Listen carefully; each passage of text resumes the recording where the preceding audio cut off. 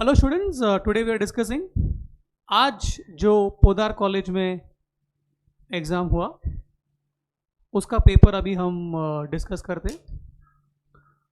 सो MCQ examination था, काफ़ी बढ़िया क्वेश्चंस थे, तो डिस्कस कर लेते हैं। सो फर्स्ट वन लिखा है, state whether the following statements are true और फॉल्स। ट्रू और फॉल्स हमें बताना है। तो पहला सवाल इसमें पूछा था इन्होंने, free hold property is also called lease hold property.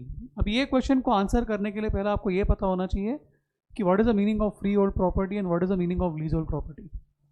Lease hold property means आपने जगह रेंट पे खरीदा है, ओके और रेंट कैसा है कि आपने एक साथ लमसम में रेंट भर दिया बहुत साल का, that is called lease hold property.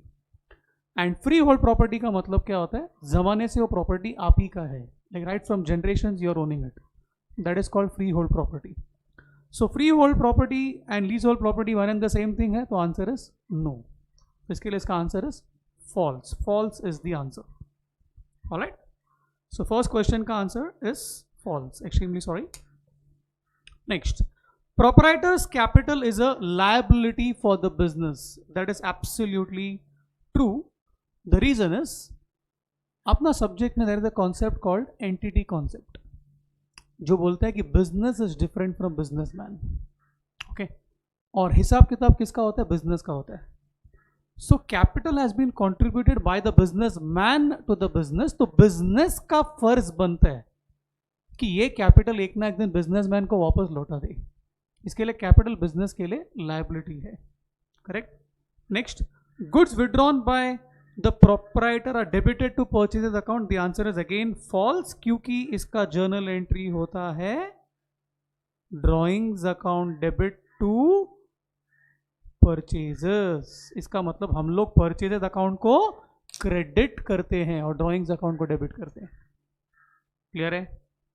Next, capital minus liabilities is equal to assets. The answer is absolutely false, क्योंकि हमने पढ़ा है कि capital is equal to asset minus liability, correct। क्या we can say कि asset is equal to liabilities plus capital, हमने accounting equation में सीखा है ये, correct। Next, sundry creditors are current liabilities of the business. Absolutely true। current liability का मतलब एक ऐसा liability जो आपको बहुत जल्द पे करना है, 12 महीने के अंदर पे करना है, उसको करंट लायबिलिटी बोलते हैं। सन्ड्री क्रेडिटर्स करंट लायबिलिटी, और बहुत जल्दी पे करना रहता है। उधार पे आप गुड्स लेगा तो आप बहुत देर तक रुका नहीं सकते सामने वाले को, आपको पे करना ही पड़ेगा।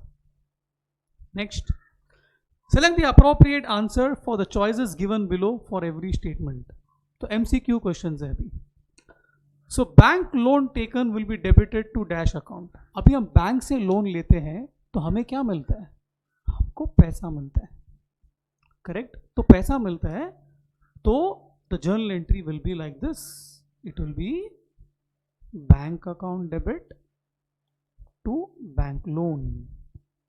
ये जर्नल एंट्री होता है अगर हम बैंक से लोन लेते हैं तो। क्लियर। बैंक कभी भी अपने को कैश पे नहीं करेगा, बैंक क्या करेगा, हमारा अकाउंट में जमा करेगा पैसा। तो हमारा bank account is the receiver, इसके लिए बैंक को डेबिट करने का, और the bank is the giver, इसके लिए बैंक लोन को क्रेडिट करने का। So bank loan taken will be debited to, the answer is bank account. Alright. Next, dash account is not opened in purchase and sale of shares. अगर हम shares खरीदते हैं और शेयर सेल करते हैं तो we can open shares account, या हम उसको इन्वेस्टमेंट के नाम से लिख सकते हैं, ये भी पॉसिबल है। बैंक अकाउंट भी खुलेगा बिकॉज पेमेंट या रिसिप्ट तो बैंक अकाउंट के थ्रू ही होगा। Brokerage account is not opened, क्योंकि ये होता है इंसिडेंटल एक्सपेंसेस, इसको बोलते हैं इंसिडेंटल एक्सपेंसेस। अगर हम शेयर्स खरीदने के टाइम पे ब्रोकरेज पे करते हैं तो उसको शेयर्स का कॉस्ट में ऐड कर देना होता है, और अगर शेयर्स बेचने का टाइम पे अगर ब्रोकरेज इनकर होता है तो शेयर्स का सेलिंग प्राइस से माइनस करना होता है।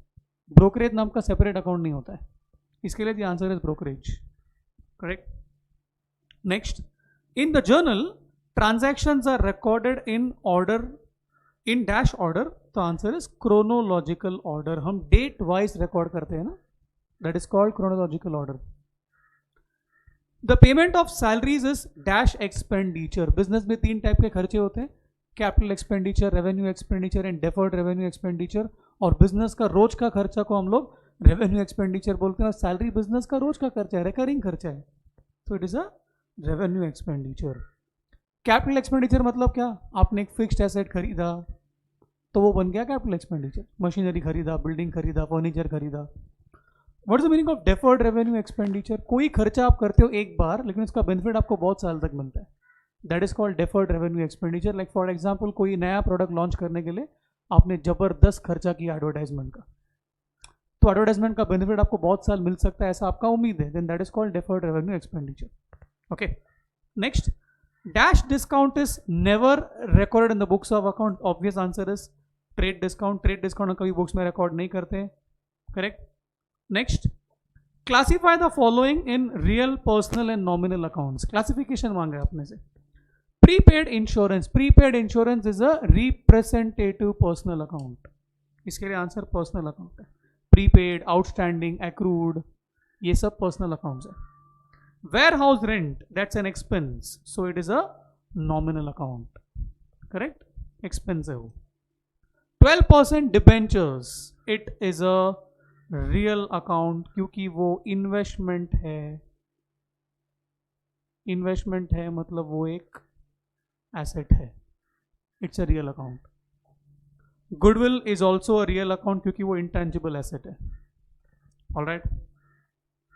स्टॉक ऑफ स्टेशनरी, अगर वो खाली स्टेशनरी बोलते the answer would have been nominal account, but they are telling stock of stationery, इसके लिए the answer is real account. The key word is stock of stationery, only stationery nominal, stock of stationery real, alright. इसके बाद एक बड़ा question था जिसके आधार पे कुछ नीचे एमसीक्यूज पूछे थे उन लोग ने, तो आइए क्वेश्चन को पहला पढ़ते हैं, क्या लिखा है। उन्होंने लिखा है answer the following questions using the information supplied to you by mister Sam.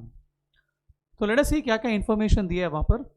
और बोलते हैं purchase from polo, okay, goods worth ₹42,000 at 12% trade discount and 6% cash discount terms, and paid 1/3 of the amount due by draft। तो अभी सबसे पहला तो 42,000 का goods है, बराबर, और उसमें उन्होंने बोला है कि 12% ट्रेड डिस्काउंट है, तो 12% ट्रेड डिस्काउंट कम्स टू 5040, ठीक है। तो अगर हम 42,000 में से 5040 अगर माइनस कर देते हैं, ठीक है, 5040 माइनस किया मैंने, तो 36,960 ऐसे आता है, ये आपका नेट अमाउंट है। यही वो अमाउंट है जिससे आप परचेजेस को डेबिट करोगे, ठीक है। अभी आगे लिखा है कि 6% कैश डिस्काउंट भी है, लेकिन आपने खाली 1/3 अमाउंट ही पे किया है, सो इसका 1/3 कैलकुलेट करने का सबसे पहला, सो 39,360 को डिवाइड बाय 3 करते हैं, सो डिवाइड बाय 3 करते हैं तो 12,320 आता है। यही वो अमाउंट है जो हम देने को रेडी है, इसके ऊपर हमें डिस्काउंट मिलेगा 6%। तो 12,320 का 6% कैलकुलेट करने का, so that comes to 739, that is the amount of discount, ठीक है। 739 अगर मैं माइनस करेगा 12,320 में से, 12,320 में से अगर मैं 739 माइनस करता है तो 11,581 आता है। तो 11,581 is the amount of the draft जिसके लिए बैंक अकाउंट आएगा, और बचा हुआ जो 2/3 है, करेक्ट, मतलब 36,960 माइनस 12,320, सो 24,640, ये अमाउंट हम पे नहीं कर रहे हैं, और सिंस ये अमाउंट हम पे नहीं कर रहे हैं, इसके लिए सामने वाले का नाम आएगा, दैट इज पोलो। क्लियर है? नाउ लेट्स चेक सब क्वेश्चन 1 में क्या पूछा है। वो बोलता है state total value with which purchase account distributed on December 1। So purchase account को डेबिट करने का ट्रेड डिस्काउंट काट के, दैट इज 36,960। ये कैसा आया? 42,000 minus 12% trade discount, 12% trade discount minus किया तो ये मिला। नेक्स्ट सब क्वेश्चन पूछा है state the amount debited to bank account on December 4. दिसंबर 4 तारीख में पहुंच गए तो उसके लिए 4 तारीख वाला ट्रांजैक्शन देखना पड़ेगा, बट उसके पहले देखते हैं कि 1 तारीख वाला और कोई एमसीक्यू है क्या. यस, सो 1 तारीख में और एक एमसीक्यू है. वो बोलते हैं what is the amount paid by bank draft on December 1. December 1 को बैंक ड्राफ्ट का अमाउंट अपने को आया 11,581. तो 11,581 है क्या. यस, ये रहा 11,580.8 है, राउंड ऑफ किया था मैंने. So that is the answer.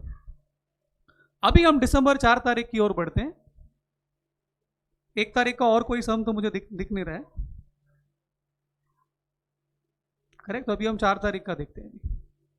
चलिए, तो इसको मैं पहले इरेज कर देता हूं. अभी हम बात करते हैं 4 तारीख का. तो 4 तारीख को क्या लिखा है. Sold half of the above goods to Ronny at list price plus 20%. ठीक है. अभी लिस्ट प्राइस का मतलब क्या होता है.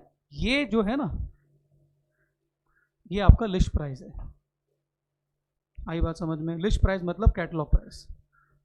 तो 42,000 का हाफ करो तो 21,000 आ गया. 21,000 पे तुम क्या करो, पहले 20% प्रॉफिट ऐड करो. लिस्ट प्राइस प्लस 20% प्रॉफिट बोला है ना. 21,000 पे 20%. 21,000 पे अगर आप 20% करते हो तो 4,200 आपका प्रॉफिट का अमाउंट आ जाता है. इसका मतलब 25,200 में आपने उसको बेचा. बराबर. और क्या लिखा है. Received cash towards 50% of the amount due after deducting 5% CD. मतलब इसका 50% आपको मिला. तो आप क्या कीजिए, 25,200 का 50% कैलकुलेट कीजिए. 25,200 का 50%, तो ये हो गया 12,600 रुपया. बराबर. ये आपने को मिला 5% डिस्काउंट काटने के बाद. तो 12,600 पे 5% कैलकुलेट करने का, दैट कम्स टू 630. ये आपका डिस्काउंट हो गया. तो एक्चुअली जो कैश आपको मिलेगा that will be 12,600 minus 630 which comes to 11,970. बाकी का 50% आपको मिला नहीं, तो बाकी का 50% के लिए आपको सामने वाले का नाम आएगा विच इज 12,600. बाकी का 50% उसके लिए रॉनी का नाम आ जाएगा और ये तुम्हारा सेल्स है. आई बात समझ में. तो लेट अस चेक कि अभी इसके आधार पे क्या क्वेश्चंस पूछा है इन्होंने. सबसे पहला क्वेश्चन ये पूछा है कि बैंक अकाउंट को डेबिट कितने से करने का ऑन December 4 तारीख. तो December 4 तारीख का अगर हम बात करेंगे, जो ट्रांजैक्शन है उधर तो रिसीव्ड कैश है, उधर तो बैंक का बात ही नहीं हो रहा है. इसके लिए December 4 तारीख का answer is none of these. Correct. December 4 तारीख को बैंक ही नहीं है. 4 तारीख वाला और कुछ है क्या. नहीं, और कोई क्वेश्चन 4 तारीख वाला नहीं है. तो 4 तारीख का अमाउंट को मैं इरेज कर देता हूँ. बराबर. बट फिर भी 4 तारीख वाला काम आने वाला है 7 तारीख को भी. 7 तारीख को क्या लिखा है. Ronnie return goods of ₹800. अभी रॉनी को हम लोग ने 4 तारीख को ही गुड्स बेचा था. 25,200 का माल बेचा था. उसका 50% उसने दे दिया था. 50% हमको उससे लेना बाकी था. मतलब 12,600 अपने को लेना बाकी है रॉनी से. बराबर. याद रखना ये बात. उसमें से 800 का माल रिटर्न कर दिया उसने. That mean still 11,800 is due from Ronnie. Correct. और ये 11,800 के बारे में हमें यहां पर लिखा है. देखो 12th को कि Ronny settled his account with us. Correct. Fully using his debit card. Debit card से उसने पे किया था. How much he will pay by debit card. 11,800 he will pay by debit card because 12,600 was due. उसमें से ही return goods of ₹800. तो 11,800 is pending now. That is what he will pay. ठीक है. ये काम आएगा अपने को. तो लेट अस सी आगे क्वेश्चन में किधर 7 तारीख के बारे में कुछ है क्या. 7 तारीख का नहीं है बट 12 तारीख का है. देखो 12th को ही रॉनी ने अपने को दिया ना अमाउंट, है ना. 12th को ही रॉनी सेटल किया. तो 12th के बारे में ही पूछ रहे हो लोग. क्या पूछा है. State the amount which Ronny account is to be credited on December 12. The answer is 11,800 क्योंकि वही बाकी था. और क्यों उसको क्रेडिट करने का? बिकॉज रॉनी गिवर है, अपने को वो दे रहे हैं, बराबर। चलिए नेक्स्ट, अभी मैं पढ़ता हूं 9 तारीख वाला ट्रांजैक्शन। 9 तारीख को क्या लिखा है? Sold the remaining goods purchase from Polo to लुक्री किया and receive the payment through NEFT. So remaining goods, अभी रिमेनिंग कितना बाकी है? सो टोटल हम लोग ने उससे ग्रॉस 42 का माल लिया था पोलो से, उसका आधा हम लोग ने रॉनी को सेल कर दिया 4 तारीख को, तो और एक आधा बाकी है ना, ये आधा हम लोग ने इसको बेचा और अपने को पेमेंट मिला एनईएफटी से। दैट मीन्स 21,000 का गुड्स हमने बेचा और हमको 21,000 एनईएफटी से मिल गया। डिस्काउंट के बारे में कोई बात नहीं की है, दैट मीन्स उतना अमाउंट अपने को मिला। तो ये 9 तारीख का डिटेल है, बराबर। 9 तारीख का डिटेल ये है। अभी 10 तारीख को बोलते हैं सेटल्ड द अकाउंट विथ पोलो। तो पोलो को सेटल कैसा करेंगे हम लोग? तो याद करो, पोलो से हम लोग ने ये जो है नेट में, पोलो से हमने नेट में 39,360 का गुड्स लिया था ट्रेड डिस्काउंट काट के, बराबर है। इसका 1/3 पे कर दिया था, इसका 2/3 बाकी था। सो 39,360 का 2/3 26,240 बाकी था और ये हमने सेटल किया। तो आइए हम बाकी के क्वेश्चंस कर लेते हैं यहां पर।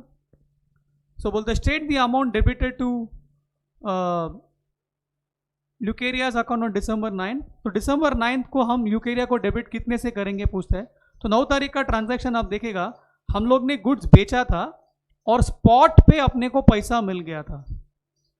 तो गुड्स बेचा और स्पॉट पे अगर पैसा मिलता है वो भी एनईएफटी के जरिए, तो 9 तारीख को क्या एंट्री हुआ रहेगा मालूम है? Bank to sales. हमने सामने वाले का नाम का बात ही नहीं किया रहेगा। इसके लिए द अमाउंट डेबिटेड टू ल्यूकेरियाज account on December 9 will be 0 as the journal entry is, क्या जर्नल एंट्री है?